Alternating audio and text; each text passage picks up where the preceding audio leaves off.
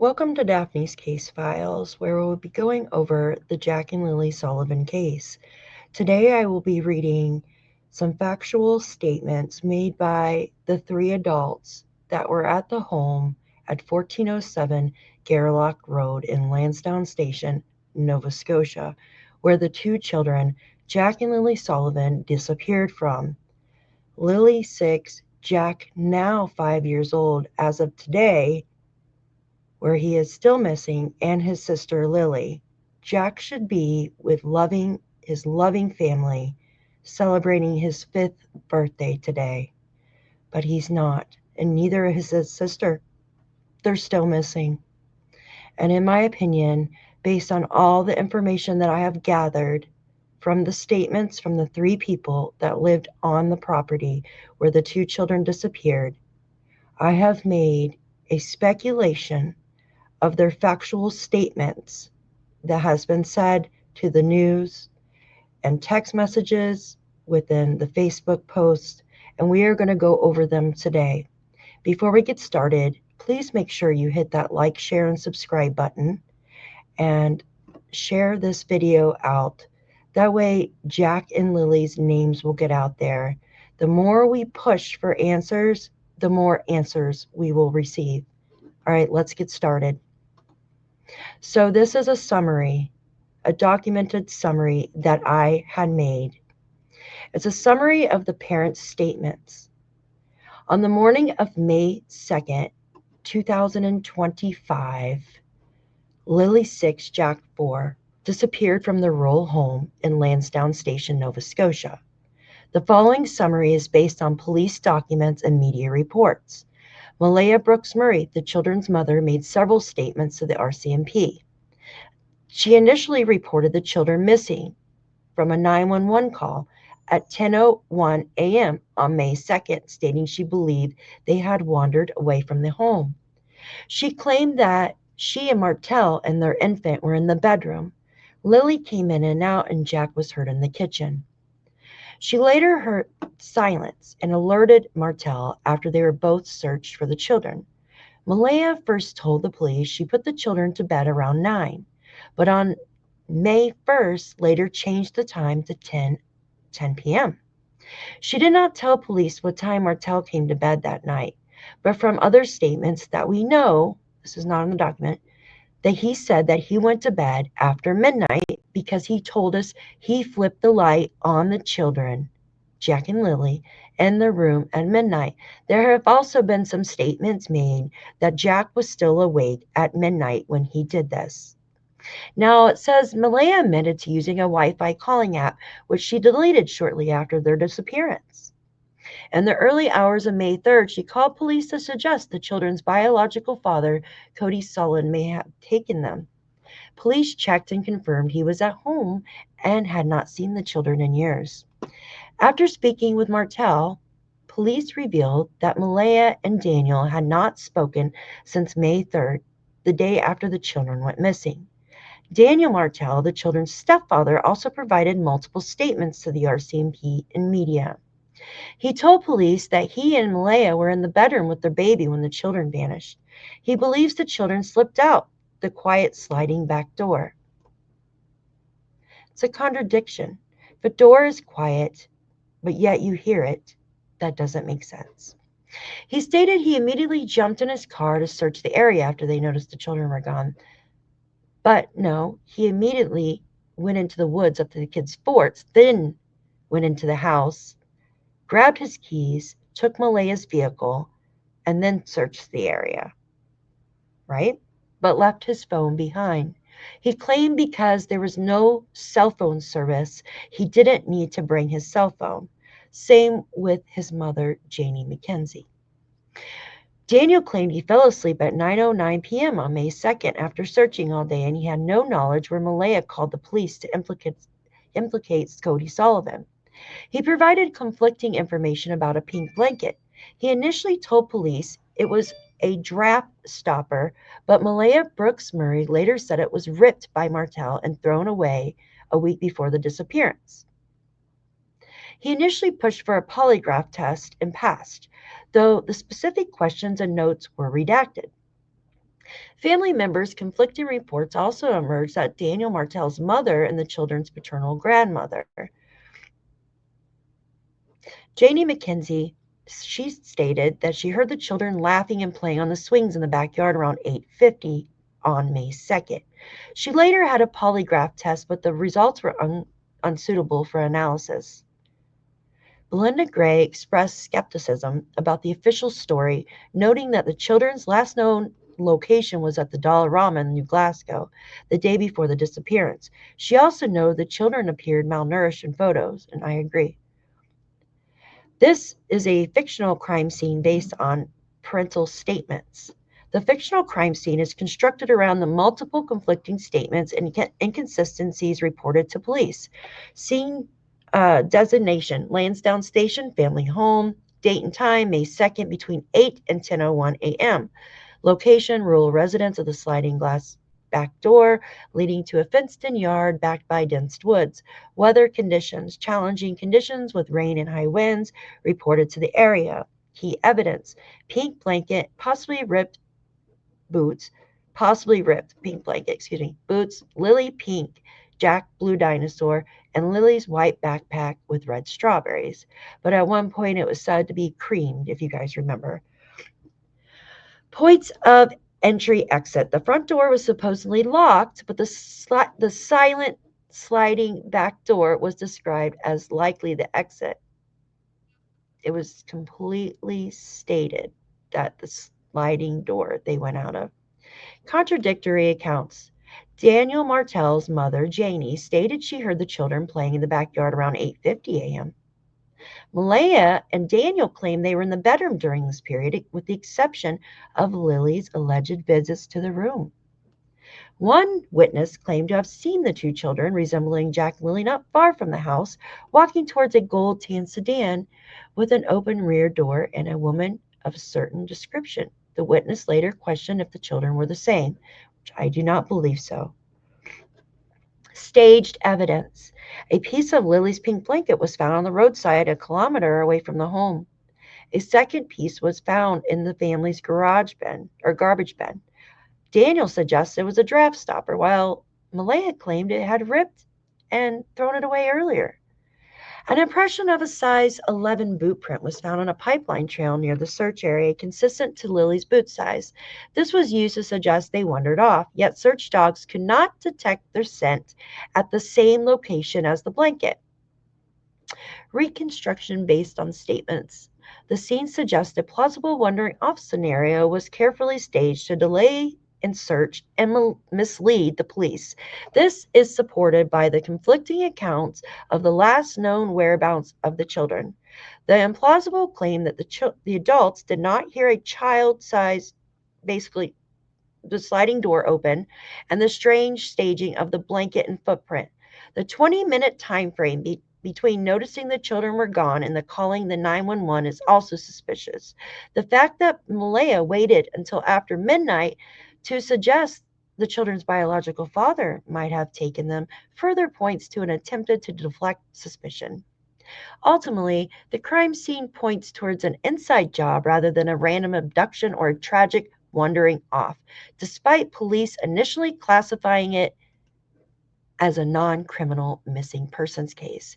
The extensive searches and polygraph tests and review of electronic and banking data have yielded no conclusive evidence of foul play, but have exposed significant inconsistencies and suspicious behavior on the part of the children's mother and stepfather. And in my opinion, Janie McKenzie, that lives on the property. Now, I don't believe this was a planned attempt, as there would have been something seen on the cell phones. There would have been a paper trail, correct? And we haven't been told of a paper trail. But phones were not taken that morning. Oh, yes, there's no service. But you're wandering around. There could be service in some areas. What if you found the children hurt? What if you couldn't leave the spot and you needed to try to call 911 somehow or take pictures of the area so you remember where they're at? You couldn't do that because you don't have your phone. GPS still works. Case overview: disappearance of Lilly and Jack Sullivan. On May 2nd, 2025, So 6-year-old Lilly, 4-year-old Jack reported missing from their rural home on Gairloch Station, Landsdowne. The 911 was placed with the mother at approximately 10:01 a.m., claiming the children had wandered off. The home is situated in a remote wooded, surrounded by dense forest with a backyard featuring play structures referred to as kids' cabins in some statements, a camper trailer, and the recently disturbed patch of ground where Janie said she was digging. The disappearance triggered a massive search involving RCMP, search dogs, drones, volunteers, covering the woods and roads, waterways, but no trace of the children have ever been found since this date today of October 29th, 2025, which is Jack Sullivan's birthday, his 5th birthday. Nearly 6 months later, there's a $150,000 reward has been offered for information leading to the recovery. This reward was offered like a month or two after. The case has evolved from presumed wandering incident to under scrutiny for potential foul play, fueled by witness accounts of a suspicious vehicle activity the night before, online speculation, and inconsistencies of family statements. Nova Scotia offers no evidence of the children leaving the property on foot, and the search dogs failed to pick up any scents leading into the woods. Polygraph tests on the parents indicated truthfulness, but unverified witness statements suggest possible criminal involvement, such as abduction or harm. The RCMP has received over 600 tips, reviewed surveillance footage finding no vehicle activity, and released court documents detailing the investigation. But the case remains open and non-criminal in nature as of July 2025. The summary reconstructs the scene as a potential crime scene by analyzing statements from the 3 adults living on the property: Malaya Brooks Murray, Daniel, and Janie McKenzie, Daniel's mother, residing in the backyard camper. The provided phrases appear to originate primarily from Daniel Martel's public video statements and interviews, where he attempts to clear it up for everyone by walking viewers through the property. These are interwoven with other family accounts to highlight red flags, inconsistencies, and evidentiary gaps that suggest the disappearance may not have been accidental. All right. It says here, Malaya, primary caregiver to Lilly and Jack and their 1-year-old sibling, Meadow. She reported the children missing, initially believed they wandered off. She has publicly pleaded for the return just a few times, claiming they were abducted, and expressed ongoing despair. She passed a polygraph test indicating truthfulness. Daniel, stepfather, so they're a little bit older than what their ages show on here, lived with Malaya Brooks Murray and the children. Malaya lived with them. He conducted searches immediately after the disappearance and has given detailed video tours the property to counter online rumors. His statements emphasize innocence and family knowledge of the area. He also passed a polygraph. Janie resides in the camper trailer behind the backyard, providing occasional child care, saying that she watched the children's before statements, focusing on hearing the children playing outside on the morning of May 2nd before falling back asleep. These 3 were the adults on the property during the time of the incident. Meadow was also present, but is not a source in the statements timeline reconstruction based on the statements. All right. Using family statements and online court documents, the timeline is as follows. This is the timeline here that I didn't create, but just giving the statements and stuff here. This is what they have. May 1st, family was last seen at the Dollarama, right? May 1st and 2nd, unverified witness statements contradict the family. Neighbors Brad and Justin reported hearing loud vehicle, unidentified as Martels, coming and going from the property 3 to 6 times with lights visible over treetops. The vehicle reportedly stopping before briefly near a railroad tracks before returning. Martel denied any vehicle movement, stating his SUV, described as not loud, remained parked until the morning. Brooks Murray says she slept through the night and doesn't know when Daniel came to bed. No family member acknowledged visitors or departures. All right, the morning till 10. It's dawn till 10. The family claimed hearing the children playing in the kitchen around when the sun came up. Lilly peeking through the bedroom a couple times. Martell, Brooks Murray in the bed with Meadow. After silence, Martell checked around and found the children were gone. Along the boots, Lily's backpack, the front door was wedged shut with a wrench, suggesting exit the back sliding door. But what about the other door close to the main bedroom? Mackenzie stated she heard the children outside playing and she dozed off and woke up to Daniel calling their names, which she did not. She said she went back to bed. Malaya calling 911. Okay. So I'm going to go down here. So this one, analysis of detecting a crime scene through the statement, inconsistent timeline, and activity red flag contradiction with witnesses. Martell's phrases like, what happened was we woke up and we didn't hear the kids. They must have gotten out through the sliding glass door. It's virtually quiet. And 20 minutes implied a brief window of a disappearance in the morning. Mackenzie collaborated, hearing them play outside before dozing off. However, witnesses reported vehicle activity overnight, which the family denies. Daniel, no one left the house, and Malaya's uncertainty about his bedtime contradicts this. If the children were removed by a vehicle, the quiet sliding door could have facilitated unnoticed access. Suspicion, the 20 minutes may refer to a staged search or the time concealed evidence. Court documents note no footprints or scents leading into the woods, despite claims of wandering. What about Janie saying the only footprint found was in the stinking driveway? Or Daniel in his earlier interviews, he said the only two footprints that were found were in the backyard, 10 feet away from the driveway. What is up with that? Suspicious property and staging, red flag, irrelevant and distracting details. Phrases like flattening the ground for a pool. Jack likes bugs. I found a bug. I found a centipede. I said, good job. I ran up into the woods with the kids. They have cabins. I had to carry Jack. Appear in Martell's video tour where he shows the backyard, flattening out the dirt. Actually, Janie showed that. No pool equipment present could indicate disturbed earth for a burial, concealment, which I highly doubt that. The dogs didn't sniff out anything when they brought the human remains dogs.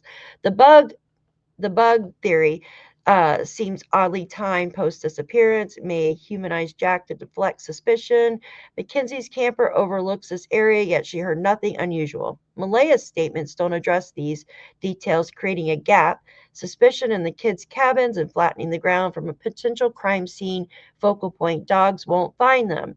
They aren't here. They're not here. Martell implies prior knowledge. Remember Janie saying that?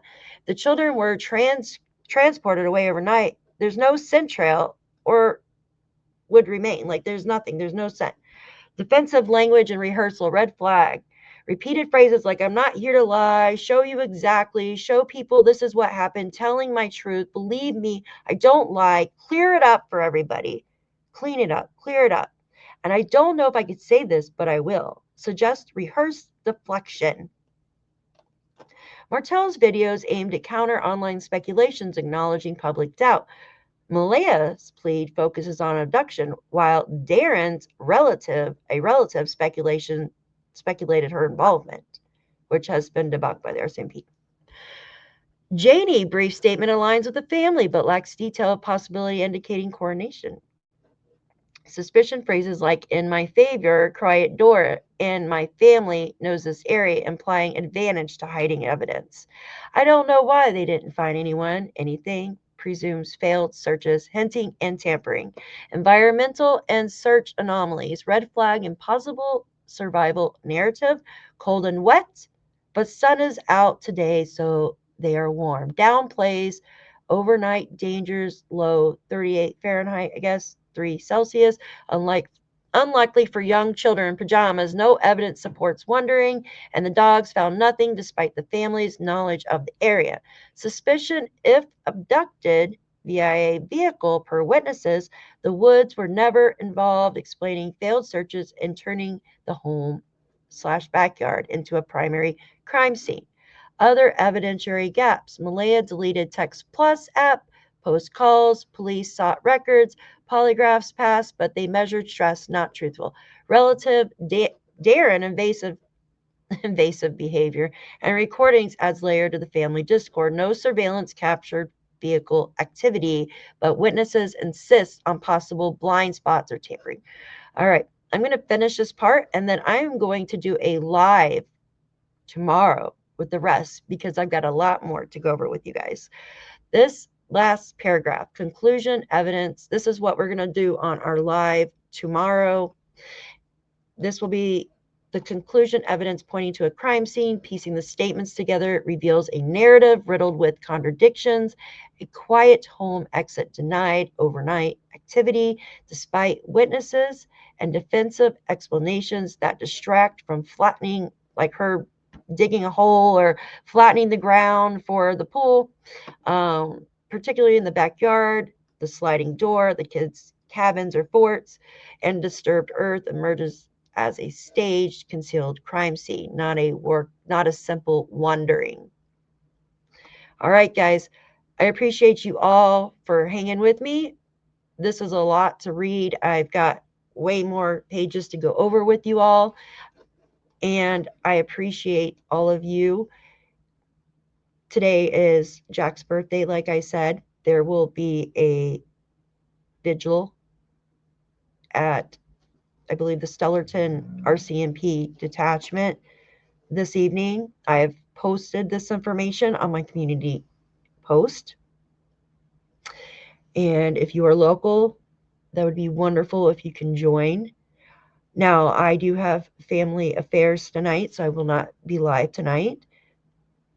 But we should all take a few minutes and pray for the return of Jack and Lilly, for justice, because this case has gone on for far too long. A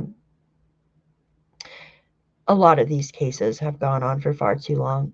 Let's pray that the RCMP can find that one little piece that they need for the puzzle to complete this case. I appreciate each and every one of you, and y'all have a wonderful day. Thanks for watching.